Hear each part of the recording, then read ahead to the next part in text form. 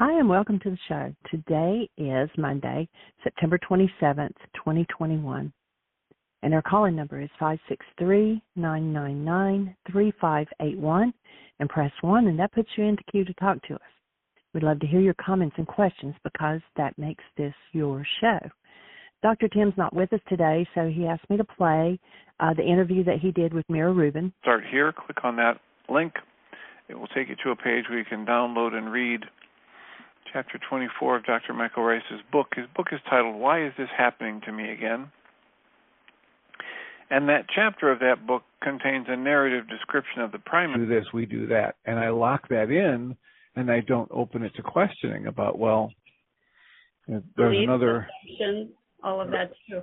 There's another rapid transformation therapy, and the man used to say, watch your language. What happens with the tense in your language when you say, oh, I don't do that? What does that mean? That's past tense, present tense, future. What does that mean? Right. Right. Well, I don't remember having done that. That's more accurate, right? But when I say I don't do that, or that's not me, or then I lock in my thought structure, which of course is part of the whole energy system we're talking about, emotions and thought and physiology. And I block a part of it. I literally lock it down with that judgment. And one of the things that was so obvious to me in the work with you is that it was just this fluid, and nothing was locked down. It was just, okay, then what? And now what? And now what? And this fluid moving through, which helps first identify and then release some of those judgments as you hit them in the session. Absolutely. And I'm thinking about how when we judge, there's a dynamic that we're creating ourselves as separate from ourselves. And so what's happening, like what you're talking about is talking about identities. And this, the work has educated me, but I would say probably easily more than 5 years, but it's been more than a 30-year process. What's the typical clientele that you work with? So my work is really not for people who are new to transformation. It's not for people who haven't done a lot of work already. So on the other side of that, who it is for is people who are schooled in emotional intelligence, who have typically the teachers, the healers, the therapists, the transformational people that have already had enough foundation to be accepting their responsibility for their lives, the quality of their lives, to recognize that they have the ability to shift and change things. They've moved out of victimhood into creatorship in one way or another. So those are the folks that I work with. And I'm assuming that doesn't necessarily mean people have to be a certain age. Not at all. Not at all. I've worked with people of all ages. From, I guess, the youngest person I worked with was maybe 10. And I work with people in their 70s, all the way through 20s, 30s, 40s, the whole gamut.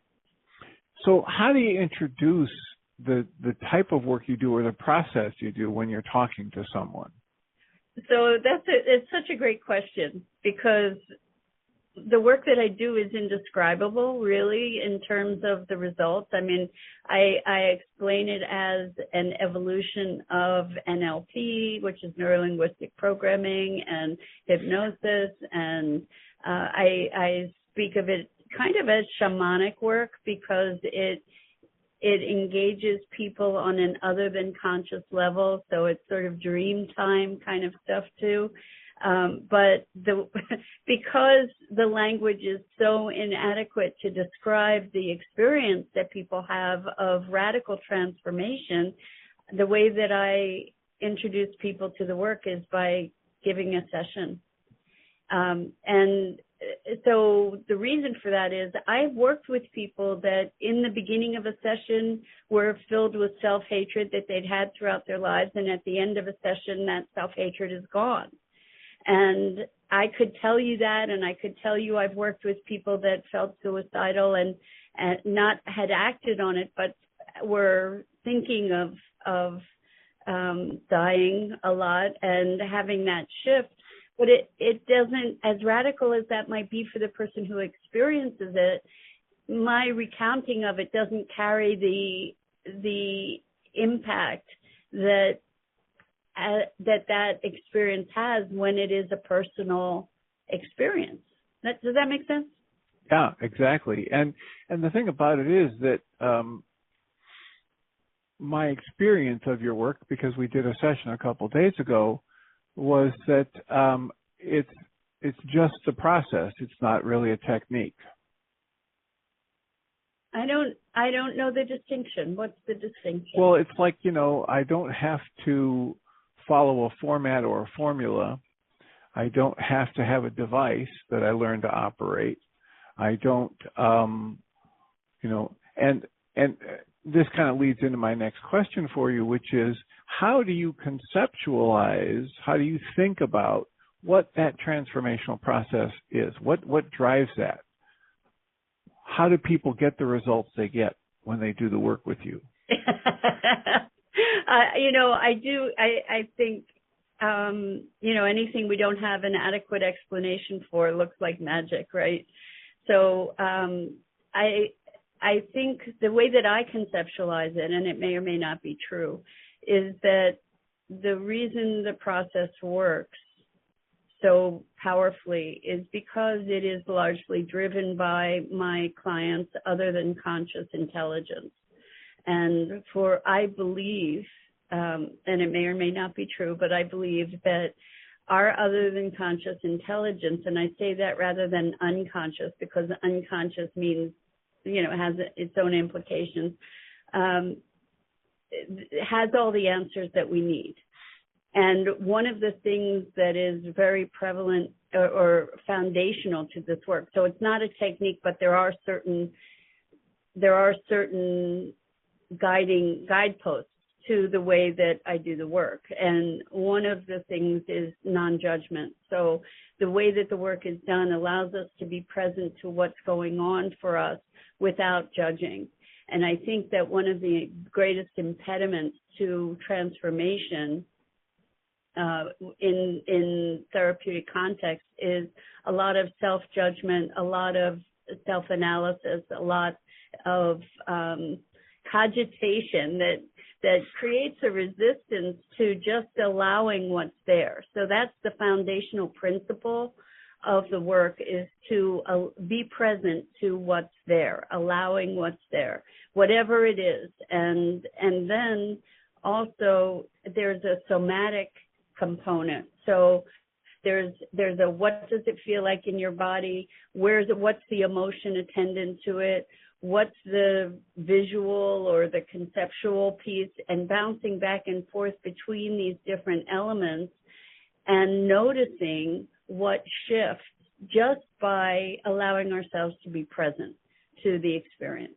It's like going on the internal safari with a guide who's never been there before, but she knows not to panic.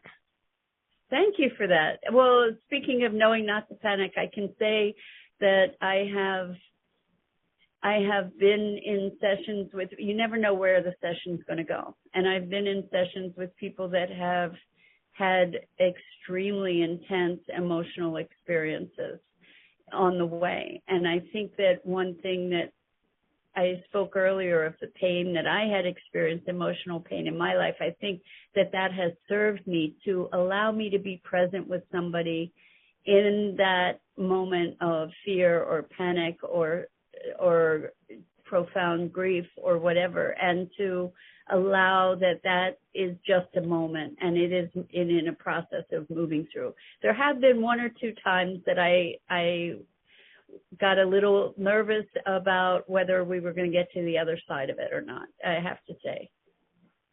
But it's powerful. And some people experience intense emotion during the process, and other people not at all, and other people go through it joyfully and still get the transformation. So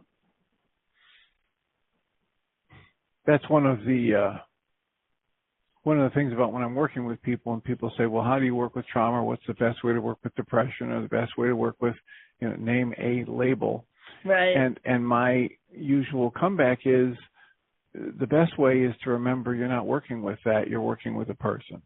100%. That was my experience of doing the work with you, is that it's very much just this walk into whatever's there. And you've already mentioned the idea of observation on the multiple levels and acceptance. And for a lot of people, that's a foreign concept, especially in some of the therapeutic modalities that have developed. Trying to fix, identifying something as a problem and trying to fix it was one of our big pushes for a long time in the psychotherapeutic realm. And so many people have found that has limitations, right? That labeling and then the cognitive structure around that, I can make some adjustments within that cognitive structure, but I don't realize what I'm missing outside of it, and the vast resources that each person has. And that's the kind of thing I believe you help people tap into. Thank you for that. Yes, I think the thing that distinguishes my work from NLP or hypnosis or so many other modalities is that those are driven by the agenda of the practitioner. And in this case, I don't have an agenda. My agenda, if anything, is to be fully present to the journey that the other person is going on. And I realized that I didn't really create a context for folks to understand what this process looks like. So I just want to lay the foundation so, people maybe can follow along with us a little better. So what I do in this session is I just start out by saying, okay, what is it we're going to work on? And my initial question is, what in your way of being, if it were to change, would be life altering? And so answers to that question vary from I wouldn't have fear, or I would feel better about myself, or I wouldn't feel like a loser, or who knows, bundled up the way that they were, and allowing for a change in experience and conceptualization. And when you say experience, my mind goes immediately to the physical as well as the emotional and the mental. And that's one of the things that, people ask me, what do you wish they would teach in therapy schools that they never taught you? And that would be it. That there is no separation between the physical and the mental and the emotional. It's just an energy system, and it's all connected in ways that we're literally trained to believe the opposite of that, that this is discretely over here in one bucket and this is over there in another bucket. And so when you ask the question of me in the session, I make an answer, but then when you say, so what do you notice? When that happens, I start to feel physical sensations. There were there just two? I think there were just two broken bones in my past that came up in the session. I started to feel energy around where that injury was. And these injuries are 45 years ago or more. And so the value of being able to have someone like you guide a person into and through that connection without the judgment or without the labeling was really powerful. Thank you. Thank you. And I want to point out that the fact that you had the experience of two instances of broken bones, that was the first time in my experience of over 1,000 sessions where someone had broken bone memories. And I would venture to say that it was no accident that they came up. They were relevant to the topic that we were addressing somehow, those instances. So people have all kinds of physical experiences, maybe just a crick in the neck that shows up, or or energy in the belly, or where do you feel that behind my eyes, for example? So I think that one of the pieces of this magic is creating that somatic experience, creating the integration of mind, body, energy, emotion, that we are an energetic system. And as you said, you hit all my buzzwords. And as an energetic system, emotion is energy. And if it is ignored long enough, it will manifest physically in some way, shape, or form. Plus, when we have physical experiences like physical traumas, like a bone break or whatever, then there are emotions become part of that physical manifestation as well. So it can last, it can stay for 40 some years, right? It's like our bodies are this remarkable repository of information and energy, and that's why it's so important to be able to move emotional energy through. One of my experiences, and maybe I hope I don't get hate mail or something as a result of this, but one of the things that I've noticed over years and years is a high correlation between cancer and anger. And I don't know if you've noticed that in your work with people, but I've noticed that there's like unresolved rage. And if you think about it, anger consumes us, right? And so, it's interesting to be recognizing that it is all of one, that it is all one system, and the reductionist idea of looking at the body as a machine, and that if this part doesn't work, if we just fix this part, then it'll fix the machine. Things don't really work that way. Well, there's so much to say there. What the love, medicine, and miracles. Lots of people have talked about a correlation between intense negative emotions and physical distress. If it's there long enough, it actually becomes physical dis-ease. There's also the idea that we're trained to believe that our thoughts are separate from our emotions, are separate from our body, etc. But if you observe children, you realize that's not true at all. When they see something that's new and get excited, there's an emotional intensity that goes right along with the experience of taking in the sights and sounds and smells, etc.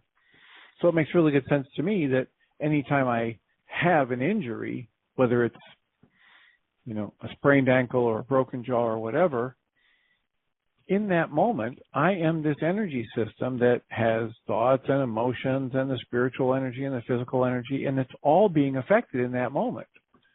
Not a surprise that even if I'm not consciously aware of an emotion in that moment, there is an emotion that's registered in the system and can be tapped into, as we had an experience, a few days ago, 45 years later. Absolutely. Absolutely. And you can think of that energy as frequency. Like you can think of emotion as an energetic frequency. Different emotions have different frequency patterns.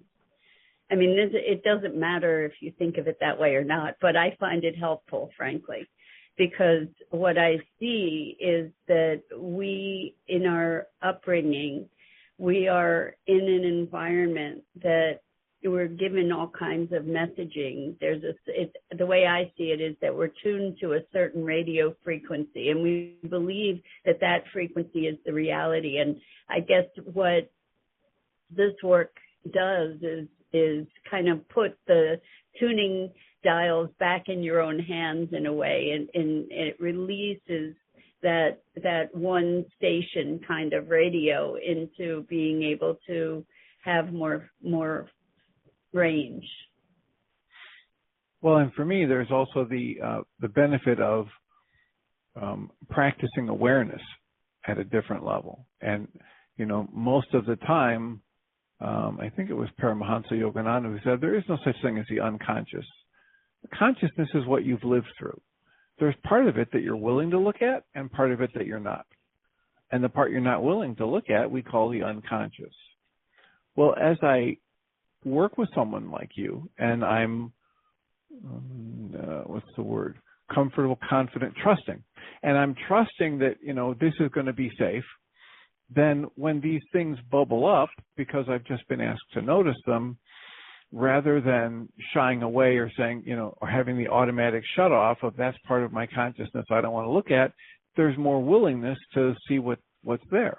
And as I see what's there, as you said, then I've got more access to it. And then I can tune into the frequency differently. I can let it flow through me differently. And my experience of it becomes more conscious and more under my control. I think so. And I also think that what shifts is the pattern.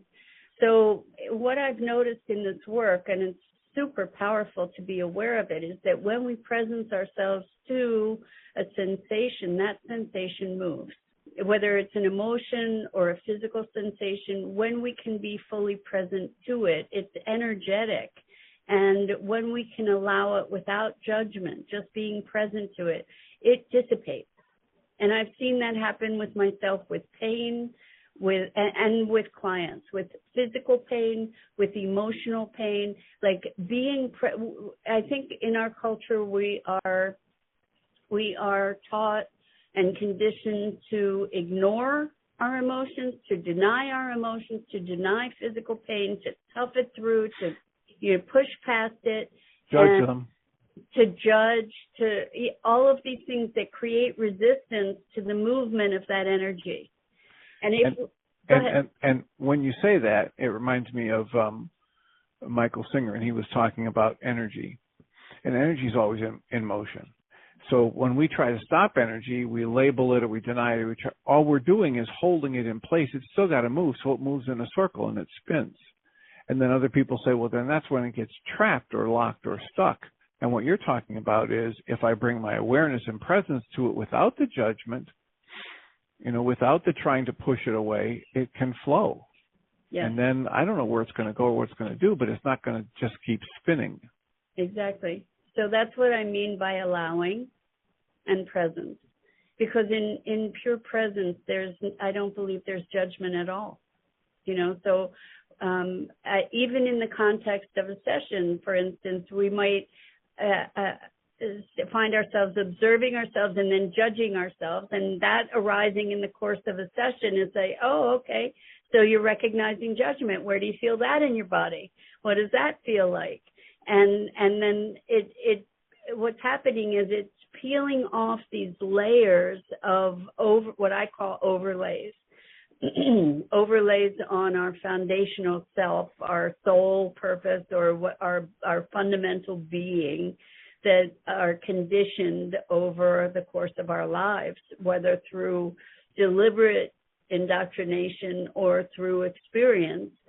And then we develop these patterns. And so the tagline for my work, which I call Core Connection, is remembering who you really are. And what it's doing is releasing these overlays. This is one of the reasons that people feel, this is one of the reasons that I work only with people who have done work, is because this work is about letting go of identities. And that can be very frightening. I've had people show up to sessions saying, I'm scared out of my mind. I don't know what's going to be on the other side of this, because here's who I think I am. And if we're working on that, who am I going to be on the other side? And it's so fascinating because always... Writing in the middle of the talk said, weakness always pounces on weakness. When I come to see that and really see that if I have a judgment against somebody, an anger towards somebody, sarcasm, an attack against somebody, it's really a demonstration of my own weakness, my own fear, my own insecurity, my own kind of primitive defense mechanisms from an earlier time in my life kicking in and taking over. And if I can see that in the moment, I can interrupt that response. But if I can't see it, an AA group down in Fort Lauderdale, several years ago, probably 12, 14 years ago, And there was a man there who'd been in recovery for about 30 years, and he ran a very large online support group for recovery. And when I shared this power person dynamic, he was like almost indignant. It's like, well, that's not the way it works. That's just not how it happens. I said, oh, yes, it is. And he said, well, I can attest that it's not true because my father always abused and hit me. And when my son grew up, I never hit him, ever, even once.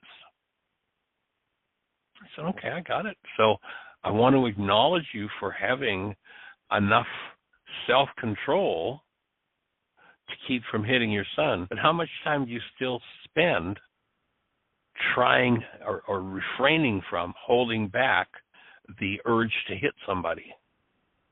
And, I mean, I could have knocked him over with a feather. It was just like, oh, my God, every day I want to lash out and hit. Because he had the... So I'm thinking in terms of watching our time, and I want to make sure we have plenty of time to talk about, are there other aspects of the work or the way you want to put yourself out there as the therapist that we haven't even mentioned yet? Well, first of all, I'm going to reject for myself the word therapist because I don't have any of this traditional credentials. Okay, so I won't call myself a therapist. I call myself a transformational coach. And the reason that I do that is because people think they know what coaching is. But it is transformational, the work that I do, and it's not limited just to the core connection work. How I would put myself out there is to be someone who is committed to helping people reconnect with their core being and to find their authentic expression in the world. And I have a lot of beliefs and ideas, and I entertain them as hypotheses, not as ultimate truth. But one of those beliefs is that we all came here to do something unique and special, and that we all have a purpose. And that's one of the things that drives me in the work that I do, is to support people in finding their way onto that path if they are not on it, and if they are on it, to support them in fulfilling it to the greatest capacity that they can. And it can be creating a lovely family. It can be healing relationships with family. It can be doing something that changes the world. It's on whatever full spectrum our purpose can be. It doesn't have to look grand to the outside world, and it can. So I think that we all came here with a unique song to sing, and that it's that our lives are much happier and fulfilled when we do that, and when we're in alignment with that. And I believe that this is a time in our history as humanity that we need people to be connecting with their soul mission and purpose now more than ever. That if we were all in alignment with that purpose and beingness, that the world would be a much different and a much better place. Well, and each individual's lives will be more content, fulfilling. You know, it's one of the things that if you talk to a functional medicine practitioner, they'll say, okay, we need food and we need water, we need sleep, but we also need a sense of purpose in life. We need a sense of community and connection to love. And so those things are every bit as valuable as the solid nutrients that we put in our lives in terms of their contribution to a whole life that's enjoyable. It may be even more important than the solid nutrition, because that if we're committed to purpose, we may take care of ourselves in a very different way. Yeah, in a way that just kind of flows from, letting the truth of life act on us rather than have us judging what it should be. And the thing about the path of purpose, it's not for cowards. It is a hero's journey. It doesn't mean that life becomes instantly easy. It just means that it gives us a sense of meaning, and it gives us resilience that we would not otherwise have, and it gives us a North Star and a context by which we have the ability to rebound from the challenges of life. And I just flashed on the story of Indra from Joseph Campbell, because you said the hero's journey, and there's Joseph Campbell, and the association in my mind is the story of Indra, who was the king of the gods, and got overinflated and caused a problem, and then got deflated and caused a problem. And the thing is, just be you and live into what you're supposed to be. So, you may not be the person to send the next rocket up into space, but your existence, your interaction with your family and friends and the people at the checkout stand is an important part of this flow that we call life. That's another really big foundational part of the work that I do, and that is recognizing our sufficiency, that we are, just by virtue of being, we are worthy.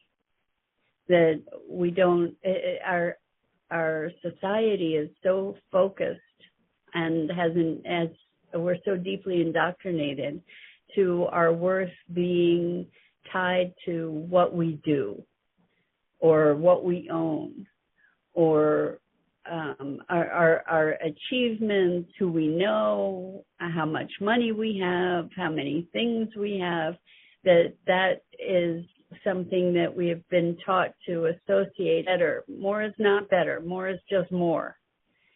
And I think that, like, this is also a foundation of the work that I do, is as we come back to our own wholeness and our own deep sense of connection and purpose, then things in the world shift. The dynamic of the world shifts. If we're whole and worthy, without anything extra that we need to prove ourselves, what would be different? Everything. It would. It would. Yes. Excellent. So how, there'll be, ways people can look you up. One of them is, what the website, is Core Connection.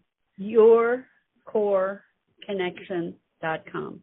Now, the thing is, I have a very small practice, deliberately. I work with 10 or 12 people at a time. I have a 3-month cohort. So the next one is starting October 1st, and it'll go October, November, December. Then I take a month off, and then another 3 months cohort, theoretically. The way it works is I don't really want my work to be transactional. So what I do is I have a monthly fee, and we schedule a session a week throughout the month. But if people need more than a session in a given week, we schedule additional work. I have a once a week group session for about a half hour where we celebrate our wins, and once a month, one of those sessions is a longer session where I do some kind of process. And so that's how it works. And there's a description of that on my website at YourCoreConnection.com. And I do it that way because, first off, I don't want to do one-off sessions. I really want to see people make massive transformation. And the people that, my ideal clients, are people that are doing big things in the world. And, that because that gives me a way to multiply the influence, if that makes any sense. So. Wonderful. Well, I appreciate your sharing with us and being willing to give us another hour of your time. And I look forward to follow up. I'll give you some more feedback on our session from a few days ago. And I'm excited to find out how you train other people to do this.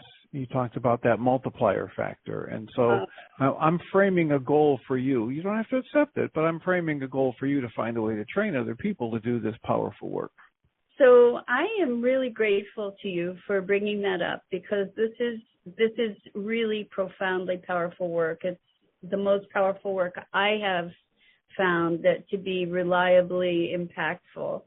And that said, I've wanted to train people to do this work so that it wouldn't disappear with me. And I would want people to have an experience of the work in order to be trained into it. And that said, the people that are my clients aren't people that want to be therapists in big air quotes again because of the credential thing. So I am open. I really would like to be able to share this work and have people be able to carry it on. And there are guiding principles for it, for sure. And I've thought for a long time about how I would train it. It's just having the audience to train. Wonderful. Well, I'm sure the right people will hear this and reach out to you. And I look forward to following up and finding out how that's going. Thank you so much, Tim. Well, thanks for the time. I appreciate this time and what you do in the world and your really, really, really generous commitment to people. Well, you're entirely welcome and deserving. And I will talk to you again before long with an update about our last session. Wonderful. Thanks so much. All right. Take care. You too. Bye-bye.